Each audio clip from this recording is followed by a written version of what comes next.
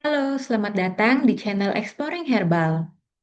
Ilmu herbal itu terus berkembang dengan penelitian yang dilaksanakan setiap saat di seluruh belahan dunia. Channel ini membantu Anda untuk memilah dan menyajikan setiap informasi herbal yang terbaru dan juga terpercaya. Tonton setiap video secara rutin dan lengkap sampai akhir. Semakin banyak Anda menambah ilmu, maka semakin paham Anda tentang penggunaan herbal yang ilmiah dan juga rasional. Selamat menyimak. Halo Sobat Exploring Herbal, kembali lagi dengan saya Herbalis Kartika. Nah, pada video kali ini kita akan melihat bersama-sama membedakan 16 rimpang yang sudah saya kumpulkan. Nah, sebelumnya kita sudah mengenal masing-masing dari rimpang-rimpang ini dalam video secara terpisah. Sekarang kita lihat yuk detail atau tampak real dari masing-masing rimpang tersebut. Nah, di sini ada 16 rimpang yang sudah saya pilih. Nah, rimpang-rimpang ini merupakan jenis rimpang yang mudah didapat gitu ya di sekitar kita. Sehingga dengan kemudahan tersebut, maka juga ini jenis-jenis rimpang yang banyak digunakan. Nah, rimpang ini nama lainnya rhizome. Jadi tanaman atau bagian tanaman yang tumbuh di bawah tanah. Biasanya dipanen ketika bagian tanaman di atas tanah sudah mulai menguning atau layu. Nah, tampilan yang ada di video ini besarnya relatif ya, jadi tergantung di daerah masing-masing, kemudian kualitas tanah atau lingkungan sekitar dan perawatan, jadi bisa lebih besar atau lebih kecil. Nah, ini kebetulan penampakannya agak kurang segar ya, karena sudah dalam fase bertunas. Nah, hati-hati untuk penggunaan herbal yang sudah bertunas seperti ini. Tidak berbahaya, hanya konsentrasi kandungan metabolit sekunder atau fitokimianya sudah mulai berkurang, terutama di area yang bertunas, karena area tersebut mempersiapkan diri untuk pertumbuhan ya, jadi dominan metabolit primer yang akan diproduksi. Nah, untuk membedakan antara rimpang-rimpang ini itu membutuhkan pengalaman yang terus-menerus ya. Jadi terus belajar, bahkan kalau bisa kita pakai sendiri, rasakan sendiri. Tidak hanya nenek-nenek di kampung atau dagang rempah atau petani yang harus tahu, namun kita yang ingin menggunakannya sebagai herbal juga perlu tahu cara membedakan rimpang-rimpang ini seperti apa. Nah, dari penampilannya ini mungkin kalau segar lebih mudah ya dikenali, lebih jelas gitu perbedaannya. Namun dari penampakan sekarang pun itu sudah ada ya beberapa yang punya ciri khas tersendiri. Misalkan bentuknya yang unik, kita bisa bedakan dari ruas-ruasnya, atau kita bisa bedakan dari warnanya. Nah, selain itu misalkan ada rimpang-rimpang yang punya warna mirip, bentuk mirip, ruas mirip. Nah, itu kita bisa bedakan dari komponen organoleptis lainnya. Misalkan kita cek rasa, bau, dan warna ya. Nah, kalau rasa ini ada yang pedas, pahit, getir gitu ya. Kemudian bau ada yang bau menusuk, ada yang harum, ada yang punya bau khas. Nah, ini khas ini relatif ya. Jadi nanti sebanyak mungkin kita mengenal atau menggunakan, nah kita akan lebih mudah untuk membedakannya. Nah, di sini ada 16, namun tidak hanya ini ya yang digunakan di Indonesia atau yang ada di dunia. Masih banyak lagi gitu ya jenis rimpang yang ada dan bisa kita manfaatkan sebagai obat. Nah, ini hanya beberapa yang saya tampilkan. Semoga setelah menonton video ini kita akan lebih paham ya terkait perbedaan masing-masing rimpang ini. Untuk mempermudah memahami, jadi dari sekian banyak rimpang ini sudah saya kelompokkan ya. Nanti di sesi berikutnya kita akan bahas lebih detail terkait pengelompokan rimpang-rimpang ini. Jadi kita kelompokkan dulu supaya kita lebih mudah untuk membedakan. Nah, pertama saya akan bedakan atau kelompokkan khusus jahe, kemudian khusus kunyit dan temulawak, lalu temu-temuan, kemudian kencur dan lengkuas, lalu yang terakhir yang bentuknya mirip atau namanya mirip ya, antara temu kunci dan kunci pepet. Nah, di sesi berikutnya itu kita akan bahas lebih detail. Semoga sahabat Exploring Herbal bisa memahami dengan lebih baik. Oke, tanpa berlama-lama kita mulai ke penggolongan yang pertama, yaitu jenis jahe, lalu diikuti oleh jenis temulawak dan kunyit, kemudian 6 buah temu-temuan, lalu kencur dan kencur dan lengkuas, dan terakhir temu kunci dan kunci pepet.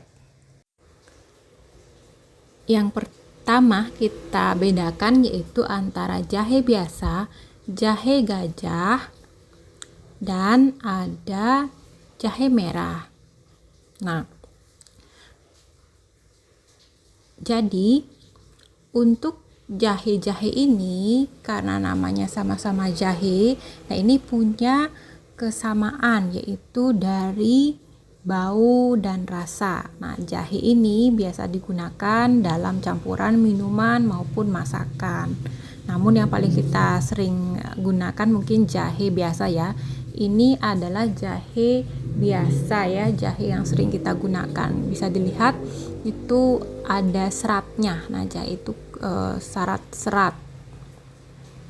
Nah, bentuknya seperti itu. Kemudian kita beralih ke jahe gajah. Nah, jahe gajah ini kebetulan memang ukurannya lebih besar ya. Bahkan kalau di pasaran kita bisa lihat ya besar sekali.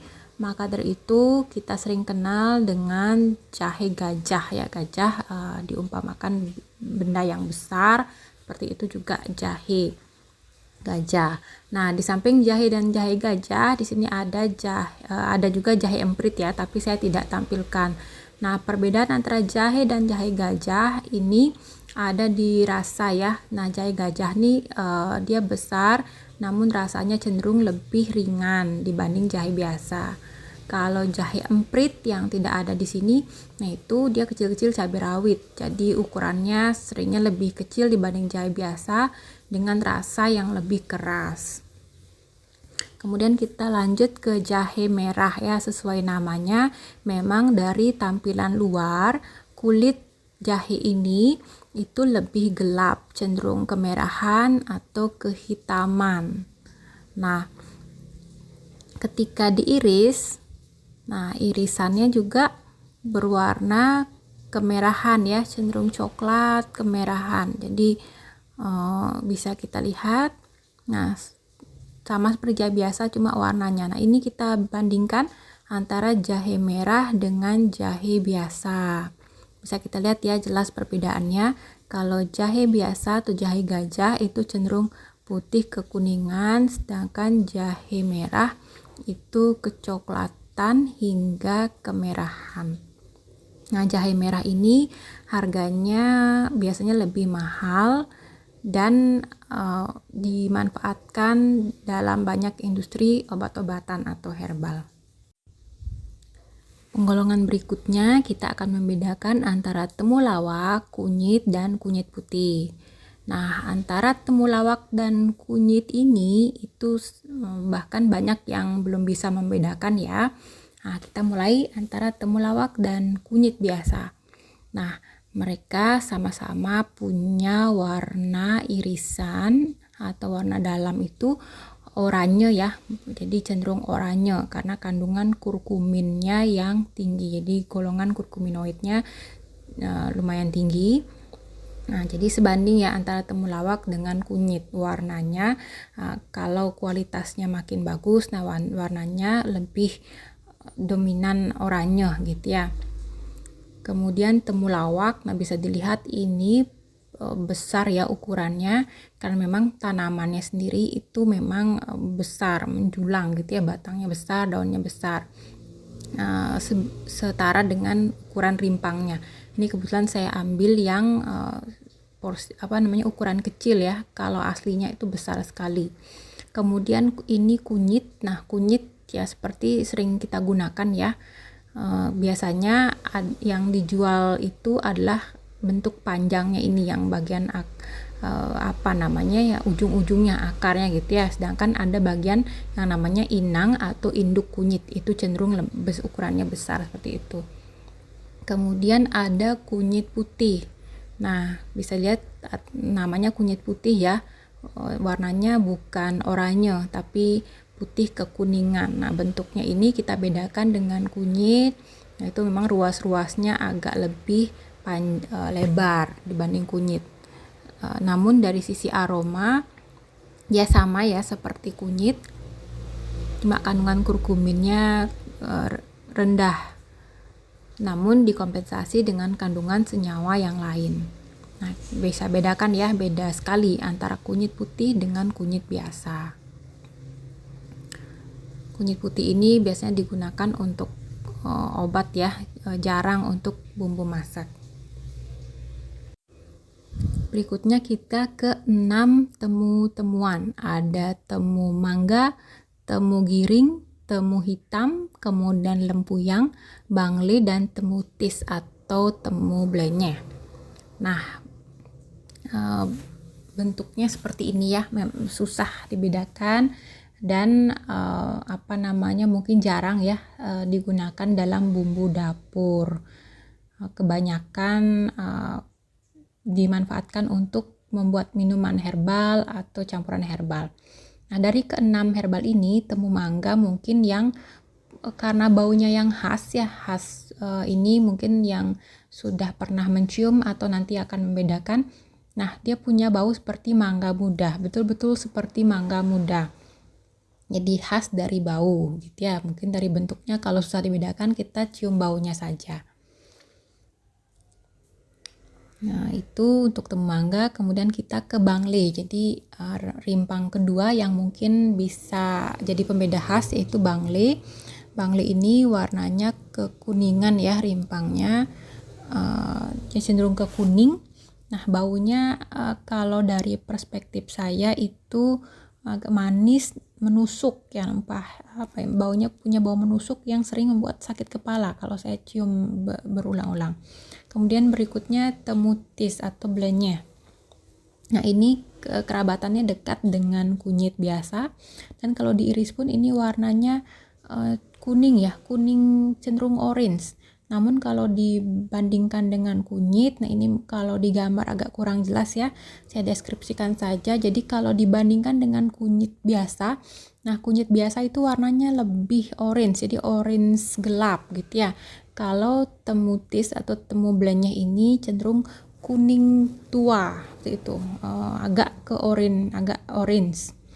Bangle itu kuning. Kemudian temu giring ini juga punya warna kuning ya, namun kuning muda, dan ruasnya itu cukup panjang, jarak antar ruas itu lebar-lebar. Kemudian ada sering kelopak-kelopak antar ruas. Bentuknya mirip seperti temu hitam.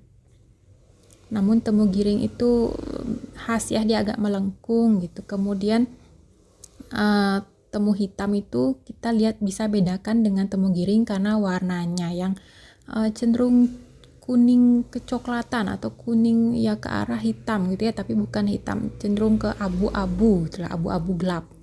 Mungkin itu namanya temu hitam. Kemudian yang terakhir yaitu lempuyang. Lempuyang ini ada lempuyang pahit dan lempuyang wangi. Nah, ini Lempuyang kalau kita iris, nah itu warnanya putih ya, tapi tidak seputih kencur. Uh, jadi kuning putih, cenderung putih. Nah, aromanya ini soft ya. Aroma lempuyang itu uh, soft, cenderung wangi. Berikutnya kita ke kencur dan lengkuas ya. Jadi dua rimpang ini tuh lumayan sering atau paling sering juga selain kunyit dan jahe itu ada di rempah-rempah dapur. Nah, ini kencur ya. Kencur ini memang khas tadi, beda sekali dengan yang lain. Jadi irisannya berwarna putih, dia rimpangnya cenderung kecil-kecil, baunya juga khas. Nah, seperti ini dia warna kulitnya coklat kemerahan atau coklat tua. Bentuknya kecil. Dan memang tanamannya juga kecil ya, seperti merambat, namun tidak merambat. Jadi dia batangnya pendek. Nah, ini juga rimpangnya kecil-kecil. Kemudian lengkuas. Nah, lengkuas ini mungkin yang paling berserat ya, kalau dibandingkan jahe. Nah, lengkuas lebih berserat dan keras. Serat itu membuat dia keras dan susah dipotong. Nah, lengkuas ini golongan lengkuas merah ya. Jadi dari luar memang warna kulitnya itu kemerahan. Nah, beda dengan rimpang lain. Kita jelas ya, bisa kita bedakan lengkuas dengan yang lain. Nah, ruasnya seperti itu dan kulitnya keras dan susah sekali kalau ingin dikupas. Berikutnya kita ke temu kunci dan kunci pepet. Bisa dilihat ini temu kunci dan di sebelah kanannya kunci pepet. Nah, namanya sama-sama ada unsur kunci. Kemungkinan ya, karena ini bentuknya mirip seperti gantungan kunci mungkin ya. Jadi dinamakan temu kunci atau kunci pepet. Nah, habis ini temu kunci. Nah, bagian yang saya pegang itu adalah bagian yang langsung berhubungan dengan batang. Kemudian bisa dilihat akarnya memanjang gitu ya, memanjang lurus ramping. Kemudian irisannya seperti itu, warnanya kekuningan. Lalu kunci pepet, nah itu bagian inang atau induknya dengan akar-akarnya beda ya. Kalau kunci pepet itu cenderung bulat-bulat akarnya, ujung-ujung akarnya bulat-bulat. Kalau dipotong, nah itu berwarna putih, kuning keputihan atau lebih cenderung putih lah saya bilang. Jadi itu kunci pepet dan temu kunci ya, bentuknya khas sekali yang membedakan dengan rimpang yang lain. Nah, itu adalah 16 rimpang yang sudah saya kumpulkan dan kita lihat bersama perbedaannya. Nah, untuk memperdalam pemahaman itu silahkan Sobat Exploring Herbal sendiri langsung mencari sampel-sampel dari temu-temuan tersebut dan bisa membuat deskripsi sendiri untuk masing-masing rimpang itu. Mungkin deskripsi organoleptis antara saya dan rekan-rekan Sobat Exploring Herbal berbeda. Silahkan dicantumkan di kolom komentar. Terima kasih.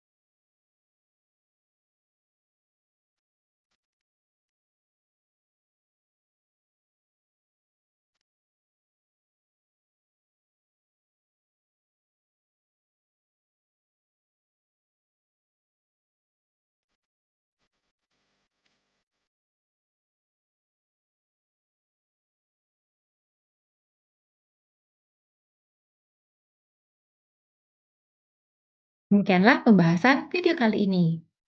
Sampai jumpa di video berikutnya besok pagi. Jangan lupa aktifkan lonceng notifikasi sebagai pengingat. Anda juga boleh memberikan saran untuk setiap video dan mengajukan pertanyaan yang Anda bisa ketikkan di kolom komentar. Dukung terus channel ini dengan mengklik like dan subscribe. Terima kasih sudah menonton.